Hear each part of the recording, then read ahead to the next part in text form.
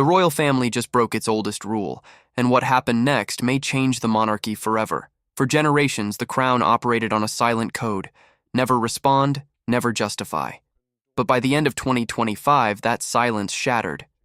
What many dismissed as a private disagreement suddenly escalated into something far bigger, something institutional. And at the center of it all stood Prince William, no longer a bystander, but the one steering the response. This wasn't about bruised egos anymore. It had become a question of legacy. Leaked documents, private communications, and strategic legal steps began surfacing, each one adding fuel to a fire that was already impossible to ignore. And what insiders hinted at was even more explosive than the headlines. It reportedly began with a leak that rippled through royal corridors. Imagine years of private exchanges suddenly exposed. Messages that weren't casual conversations, but carefully worded strategies. These communications, tied to key years of tension, painted a controversial picture of internal dynamics. One statement, in particular, stood out. It suggested that if institutional protection failed, narrative control would take its place. To palace insiders, that line changed everything. It reframed the situation, not as emotional fallout, but as calculated positioning. For an institution built on perception, this was serious. Reputation is its currency, and if that currency is being reshaped externally, it becomes more than a disagreement. It becomes a threat. Suddenly, the perspective shifted. What had been viewed as personal grievances now appeared as something more structured, a coordinated approach, a brand-driven strategy. And that realization forced a response unlike anything seen before. But that was only the beginning. Behind closed doors, a different plan was unfolding. King Charles, dealing with his own challenges, recognized that traditional restraint was no longer effective.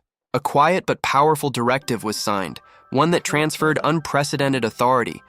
This decision placed full responsibility for handling the situation into the hands of Prince William and Catherine. No more fragmented messaging. No more indirect responses. One voice would represent the institution, and that voice was preparing to speak. Catherine's role became increasingly significant. While public attention remained on her recovery, insiders suggested she was shaping the broader strategy. A balance of composure and control, duty over distraction. The framework they designed wasn't just about image.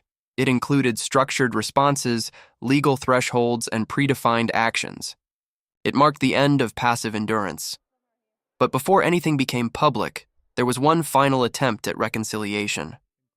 A private call reportedly took place between the brothers, not to revisit the past, but to correct the record, to address statements that had ripple effects beyond headlines. The response changed everything. It was said that altering the narrative would risk losing everything built in a new life. For William, that answer drew a clear line. Loyalty isn't spoken. It's chosen when it matters most. From that moment, the approach shifted entirely. No longer about defense, now about preservation. A decision was made to separate identity from controversy, to draw boundaries that couldn't be crossed, legally, symbolically, and publicly. And then came the moment that stunned observers.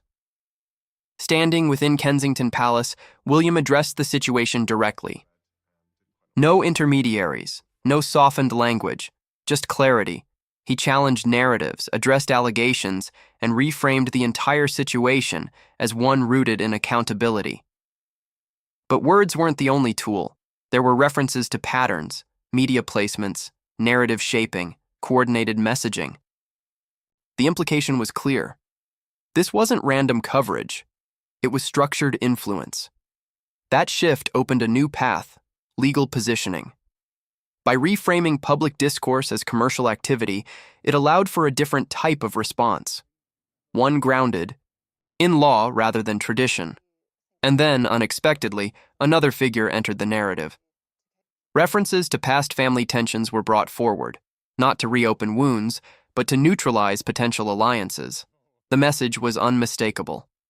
Unity was no longer optional. Then came a comparison that caught global attention.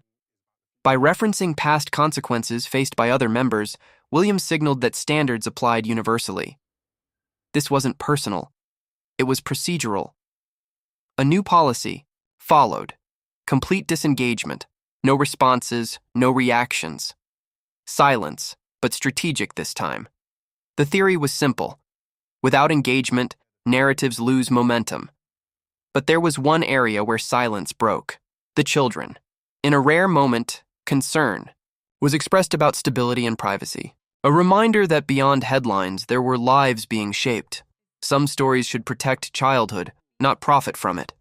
Public reaction split across continents. In the UK, support leaned heavily toward the institution. In the US, perspectives were divided. Two cultures, two interpretations, and right in the middle of that divide, a new move was being prepared. A proposal, complex, unprecedented, focused on redefining official ties. If enacted fully, it would create a complete separation at an institutional level. The implications were massive. Legal teams began navigating frameworks, historical precedents, and constitutional boundaries. It wasn't simple and it wasn't quick, but it was deliberate. At the same time, Catherine's public appearances told a different story. Calm, focused, service-driven. A contrast that reinforced the narrative being built. The message was subtle, but powerful. One side centered on visibility, the other on duty, and that contrast became part of the strategy itself. This moment wasn't just another chapter, it was a turning point. The monarchy was evolving, moving from reactive silence to structured engagement. The question remained, would it work? Because the stakes were enormous. Success would mean modernization without losing identity. Failure could reduce it to spectacle. Inside Windsor, discussions intensified. Not about family, but about survival in a digital age. Narratives they realized could be as disruptive as revolutions, and so they adapted. Mapping connections, tracking influence, understanding how modern media ecosystems operate. By the time statements were made publicly, they weren't reactive, they were calculated, and across the Atlantic, responses came quickly. A structured communication strategy unfolded. Messaging shifted, focus pivoted. But something had changed. This time, there was immediate pushback. No delay, no silence.